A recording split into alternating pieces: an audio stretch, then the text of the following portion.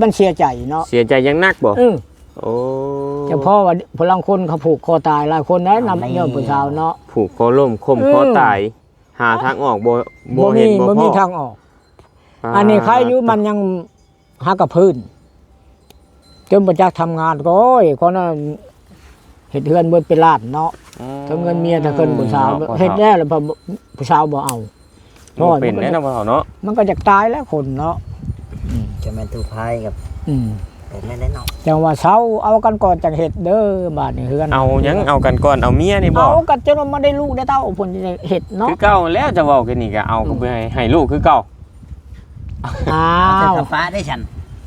ป้ากับป้าก็ยังใครอยู่ดอกซ้ำหนึ่งนี่เนาะคิดแต่แนวนั้นบ่ได้ดอกบ่เฒ่าเอ้ย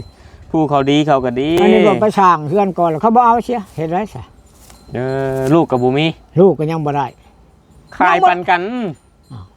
ปันนั้นหลายเซนบ่มีบาดนี่เป็นเฮือนของเขาเป็นเฮือนของเขาสิเป็นเฮือนเนาะเขายังบ่ได้เอากันบ่ได้มีหลายเซนบ่จังว่าเขาก็เชื่ออยู่แบบน่ะอันนี้นี่อันอ้ายอีอันแบบนี้แหละเฮ็ดหยังก็ต้องมีสติบ่เฒ่านั่นแหละจังว่าเช้าเพราะว่าต้องมีสติต้องระมัดระวังเด้อในเมื่อเฮายังบ่ได้มีอีหยังกันยังบ่ได้มีใบสมรสยังบ่ได้เป็นผัวเป็นเมียถ้าเฮามีอหลีเฮาจังไปเฮ็ดไปสร้างนํกันถ้าสมมุติว่าเฮาหาเช้ากินค่ำยังบ่ได้บ่มีแบบนี้ไปซอยแล้วบ่ลำบากตัวเองแม่นคือ FC ผู้ผักของลงมานี่เนาะลาว่าตู้เจ้าจะเฮ็ดน้ำเมียนจะพ่อเห็ดใหญ่ให้เราเห็ดน้อยๆอยู่เย็นๆจะก่อนเราเท่าเคยโทรมาเนี่ยดิโดยนี่คอยเมื่ออยู่บ้านแล้วเรานี้แล้วแต่เกิดพลังเรานี่เห็นยังคือมาถามเรามันป้าทางหลังเราเมื่อพอได้ซ้อนลงซื้อให้ลูกกลางคืนแล้วว่าไปสิได้บ้านเนี่ยคอยเมื่ออยู่เฮือนเด้ออยู่บ้านเด้อเราบ้านเมียบ่แล้วโดยเราเป็นจานเป็นคู่ได้เนาะหมอโตเท่านี่คนนี่เราเก่งไหนเก่งแล้วคนนี่คนดงกึมอาจจะพรเท่านี่มันแม่นจะคนใส่คนดงกิโลนี่ได้ตะกี้แล้วอัตปอกตะปืนแล้วก็ไปสอนลูกศิษย์พอได้เท่านี่ได้ความว่าแล้วนี่บ่เว้าเนาะแล้วก็ว่าโอ้อาจารย์นักปราชญ์ผู้นึงเนาะปัจจุกว่าอีกอาจารย์คนมือนี่บ่ทันแล้วกลัวอีกได้เราฮู้จักเบิดประวันหันประวันนี่เนาะคนเราชอกเบิดเราขอกำมาอยู่เฮือนเด้อพ่อใหญ่เราบอกเจ้านะพอได้อันเมื่อช้อนซื้อให้ลูกเราก็ค่ำกลางคืนเขาเทือนเขาก็เลิกมาได้พอได้แต่เงินเดือนนั่นแหละมันเงินมันก็บ่พอกลุ่มเดือนละ3 ล้านเนาะบ่กุ้มบ่เท่าเลยบ่พอกลุ่มเราเห็นนั่นเราแต่งทอนโตเมื่ออยู่พอ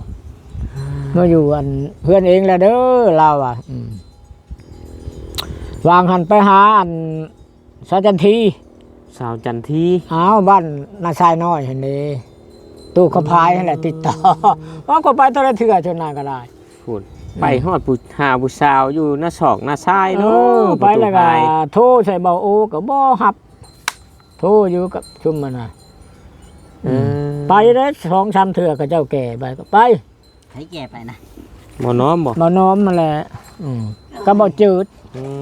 ต่อมาบ่จืดก็แต่พอเฒ่าพายนี่เห็นเราโทรมาหาอยู่มื้อเช้านี่แล้วว่ามีอันนั้นมีหยังหักยาบ่ต้นอีสังประสงค์ขาวมันกินดีอย่างแน่พอเฒ่าสรรพคุณนี่ก็ดีมีแห้งกันแล้วประสงค์ขาวเนาะเฮาปอกกินโลดได้มันเป็นหัวอุลูลงไปคือลำมันนี่ได้มันมีแห้งเลยไหม้เลยต่อกับบ่เมื่อยได้มันบำรุงอย่างแน่นี่สรรพคุณของประสงค์ขาวมันก็เช็ดบำรุงมันก็กำลังคลิงไปนี่แหละเนาะตัวนี้แมนอยู่ดีเพราะตะกี้เขาเคยถามมันมีบ่เฮาว่านะได้ยินข่าวๆมาเนาะเขาก็ยังเขาก็เห็นอยู่ได้เขาจะเผาเลื่อยไม้แหละนะเคยไปขุดกินมันไหนมีแห้งไหนจะมันสิแบบใดหักเขาก็ไม่ได้เบิ่งเครือมันแล้วขุดเป็นหัวมากินปอกกินโลแล้วคือเขากินมันนี่แหละชงข้าวนะโดยมันแม่ว่าสิต้มสิหยังเนาะโดยเฮาเบิ่งไปมื้อหน้าพุ่นแหละสิแวะเบิ่งนะเราแวะมึงรู้เราสิไปใช่บ่เราอยู่ในวัดนั่นแหละแม่เพิ่นอยู่ในวัดอยู่ในวัดแม่เขาน่ะก็โอ้ยเพิ่นมาบรรให้ตู้พายลงมาเด้อแม่นพี่น้องแม่นลูกหลานพอใดแม่เขากับคนน้องให้กันแหละอยู่ในวัดนะคนทำบ่ได้ลงไปโดยแต่ว่าพี่น้องเดียวบ่จักแหละ มื้อนี้มีจุดประสงค์ว่าสิไปพูนมื้อนี้ ไปว่า ไปดูบางอย่าง บ่แม่นผิดอันนั้น นึงแล้วจังเล่า เออเนาะบ่เฒ่าเนาะ โอ้ยอยู่ เอาลูกเอาเมียกับผู้ยังให้พบให้พ่อแล้วผู้ใดก็ได้เนาะ บ่แล้ว เรื่องป้าเรื่องถิ่มกันเนาะ บ่ เรื่องญาติเรื่องห้างกันนี่ อืม ย้อนความบ่เข้าใจกันจังไดก็ได้เจ้าก็ว่าเจ้าถือข่อยก็ว่าข่อยถือแล้วมันจะเถียงกันได้บางคนฮะแม่นบ่ครับ แม่นแหละ นี่คุยกันบ่ยอมลงตัว บ่ลงโตแล้วก็ห้างปะกันหลาย อ่า ๆ ปะยากันแยกทางกันว่า แง่ อันนี้ได้เนาะ คำบอลในอันแนวมันยิ่งเป็นตาแยกกับบ่ติเขาเนาะ อ่า แม่นว่าไปกินมากินกาวจำมาปิมาพันน่ะเนาะ โดย จะหาเงินหาคำมาแมลงเอ้า ซึ่งบ่มีวันนั่งเลย เอาเงินให้เมียมื้อเช้าทำเอาห้อยอันนั้นเขาป้าหัวเจ้าลิคือน่ะ มื้อแลงให้มื้อเช้าถามบ่ อ้าวเช่นนี้จะได้น้ำมัน เอาให้แสนนึงมื้อน่ะถาม2แสนเดี๋ยวนี้บ่ ฉันได้จะได้เงินค่ารถ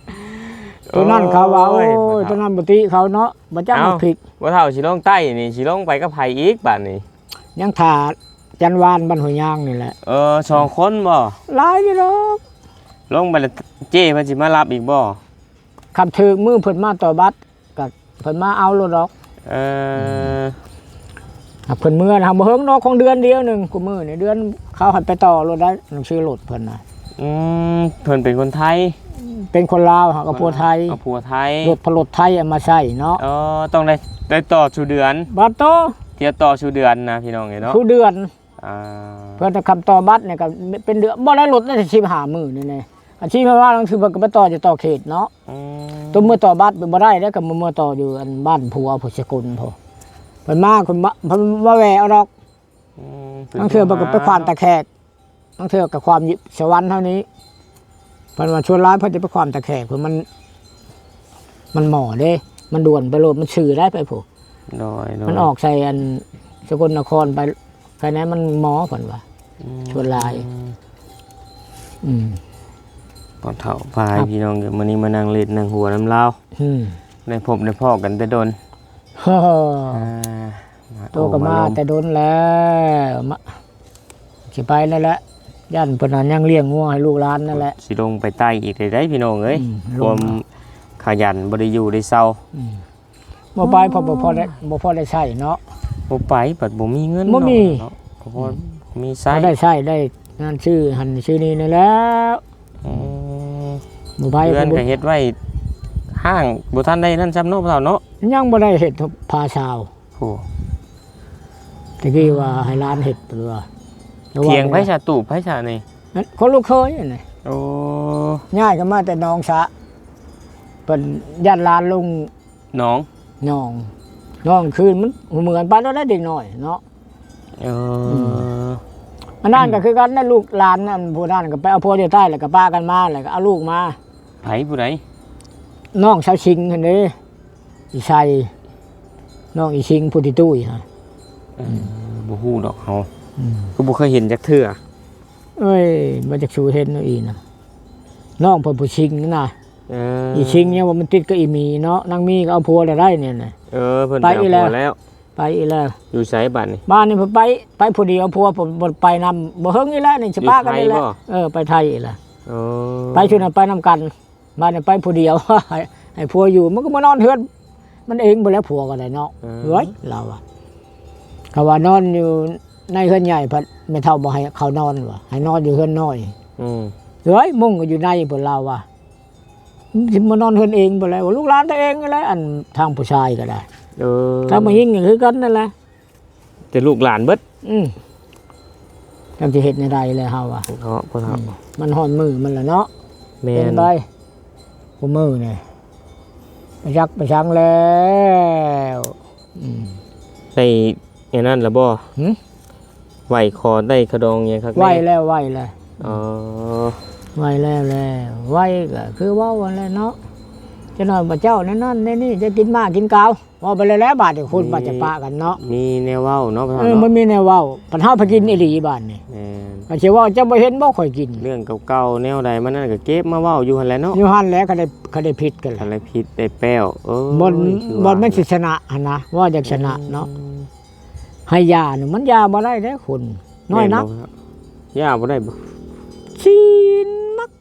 น้อยบ่เห็น ยาได้เฮาว่ามันยาได้แต่คนมัน หักน้อยนักว่าหักได้เบิ่งค่อยเบิ่งกันหลายคนอยู่ อืม นี่คือร้านเคยเฮานี่เด้ยาปีเดียวก็ยังเอาเมียล้วนฮะ อันนี้ยาได้ยาได้ หักพวกนี้มันถึงมิดนอกได้จังยาได้ได้ เอาเร็วเป็นได้มินนก มันเบื่อ อืม 3 มื้อ4 มื้อจะได้พื้น จะได้เปิด เปิดเด้เนาะ ยาอันนี้ก็หลายจังหวะไหนกันแน่วันมันบ่นั่นมื้อก็ว่าสิยากอยู่ยาหักคำบ่สำนึกอีหลีหรอเนาะ แม่น คนละคนก็กินเหล้าทุ่มเข้าไปจะให้มันลืมมันก็บ่เห็นลืม ยาที่พ่อเฒ่าเดี๋ยวนี้กินเหล้ากินหยังยาแล้วบ่ ยาได้ขาเป็นทอง ยาได้พ่อเฒ่าเอ้ยเฒ่าแก่ชราไปเลยยังกินเหล้ากินหยังคือนั่นคือวัยรุ่นบ่ได้ได้ บ่ก็บ่ว่าเนาะ เรื่องห่วงสุขภาพตัวเองนั่นแหละ หมู่ชื่อมากก็กินอยู่ว่างเนี้ยเนี่ยเขาไปก็บอกเขาจะชื่อมากก็ยาได้มันอดบ่ได้แล้ว ว่ามันลำไส้เฮาบางเนาะ ปลาขอดทองท้องลำไส้บางก็บ่ได้ยาก็ได้คนใดบ่ได้นั่นบ่ได้เนาะคำหมู่ชื่อมาแล้วกินคือว่างฮะ อะไรชื่อเองนี่บ่ชอบชื่อ บ่ บ่พอสิยาเด้เนาะพ่อเฒ่าเนาะสิเลิกเด้เนาะ สิเริ่มเลยบ่ได้สูดไปคำไปอันเฮือนดอกเฮือนดีบ่ว่าบ่ได้ดอกเฮาบ่กินเขาก็ยินก็กินไปเช่นเล็กน้อยเนาะก็กินพอนั่นก็ยาดอกอย่าว่าโอ้ย ชีวิตพ่อเฒ่า ไปก็ว่ายาชีวิตสิแหละจังว่าจักสิว่าในไรแหละอยู่ไปนี่แหละหอดมือมันเป็นแล้วมันเป็น มันเกิดมาเลยบ่เฮ็ดมันก็บ่ได้เนาะ โดย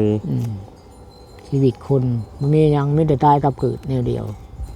ไผก็ดีเลี้ยงบ่ได้ดอกเนาะ นี่เลี้ยงบ่ได้ตัวนี้ ดีเลี้ยงบ่ได้ หอด แต่ มือ ว่า นี่มาว่าโตอยู่บ่ได้หอดมือนี่ยังบ่ได้ได้ เจ้ามีเงินหลายก็บ่มีความหมายถ้าสุขภาพ อ้าว บ่ร่างกายบ่แข็งแรงคือว่าและ คำ ทุกสิ่งทุกอย่า เพิ่น ง เว้าเด้พระพุทธเจ้าเพิ่นเล่าเนาะเอาไปบ่ได้จักอย่างเอาไปได้แต่พุทโธธัมโมเบิดเท่านั้น เอาไปได้แต่ความดี ความดีแล้วพุทโธธัมโมเนาะ โดย ตายมันเป็นผีเนี่ยครับไปไหวกันยังว่าพุทโธธัมโมไปไหวยาคูอันเด้ อ๋อ เอายาคูขึ้นมาชูก็มีแต่อันเดียวเอาไปได้แต่อันนั้นเพิ่นว่า อ๋อ ชินธรรมเอาไปได้แต่ชินธรรมคำเงินนี่บ่เห็นไผเว้าได้เนาะ ไม่ค่ อั ย น เา นี้ ไป คำไป เนาะ ไหวเขาคารวะชบกับพุทโธธัมโมนเก่าย่อมือกันเก่ามือชิบดีอยู่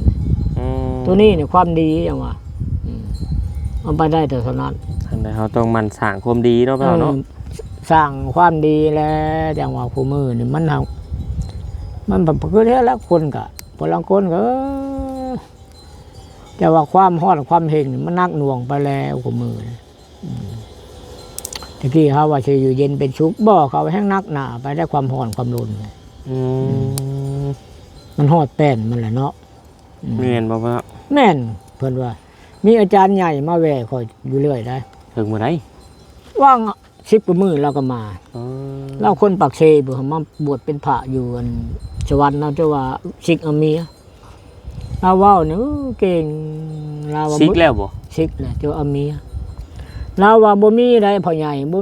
มีดอกว่าความสิเย็นกว่ามือนี่มีแต่ความร้อนมืดจักมันเป็นอะไรมันเกิดไปสร้างเขาเจ้าเว้านะ เป็นไผ อ้าวมันน่ะเป็นนั่นแหละเนาะ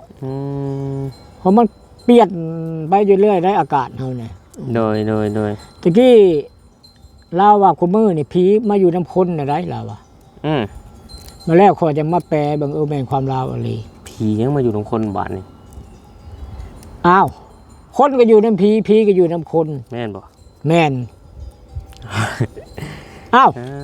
ตัว เจ้าเห็นบ่นี่ชีวไลนี่คือกันนี่พิงประชาอยู่กลางนี่ได้บาดนี่มาอ่านในหัน มาอยู่ตรงคนแล้ว มาอยู่น้ำคนเนี่ยเพราะว่าพยงพยาบาลมันเปิดพระกระตูเงินปูเล็กกับปูทองเลยแล้วมาไล่บังแม่นความลาวหลังบ้านผีประชาเนี่ยเฮือนคนเนาะ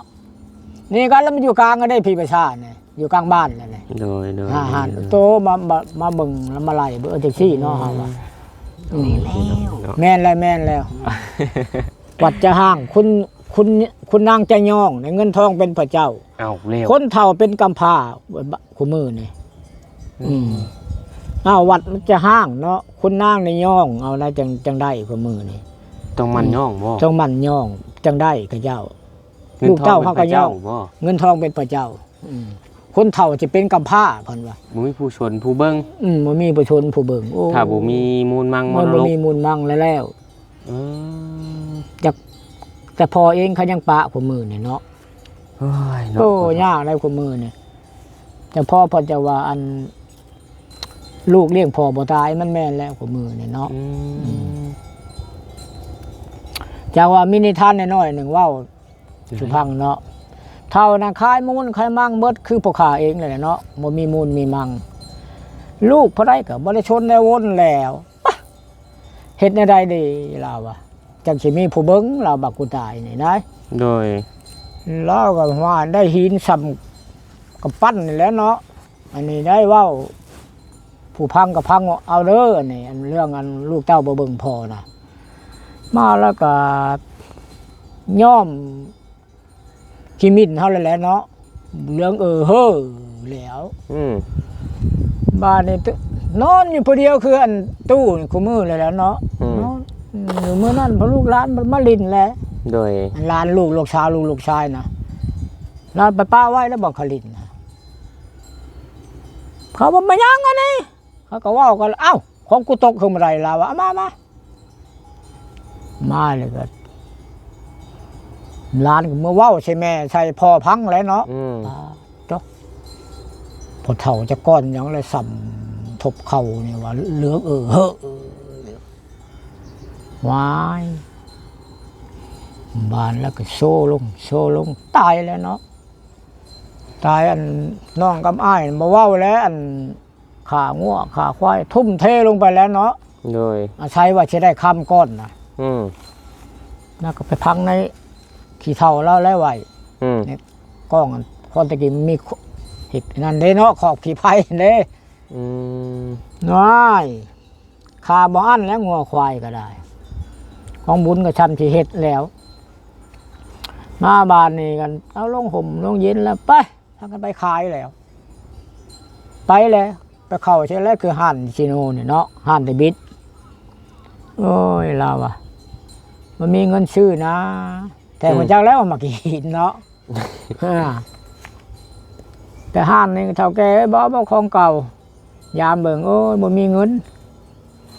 ไปห่านที่3บ่มาขี้หินว่ะ พากันย่างมาบ่มีเงินจ้างรถ เอาแล้ว บ่ได้ว่า ขนองอ่อน น้องอ่อนแล้วอันนี้อัน เออ แผนการผู้เฒ่าว่าคนตะกี้เนาะ บ่เท่านั้นแหละบ่ได้ยาวดอกอ่ะ เนี่ย จบ เฒ่าพายเรานิทานสู่ฟังพี่น้องเนาะ ของลูกเต้าบ่เบิ่งเนาะเห็นแต่นั่นแหละเราท่านได้ คลิป ได้ นี้ก็สิได้ขอตัวจบคลิปไปก่อน อืม มานั่งเล่นนั่งลมนั่งโอ้นั่งหัวกับพ่อเฒ่าพี่น้องเนาะยำทำข้าวเป็นจะได้พี่น้องบ่ได้พบพ่อกันโดนเติบแล้วพี่น้องเนาะ นั่นแหละอืม เอาโอเคพี่น้องฝากเป็นกำลังใจให้พ่อเฒ่าพายเด้อพี่น้องเลยเนาะ ทุกยากปากมองแหละอยู่ไปนี่แหละ โดยสบายดีพี่น้องเลย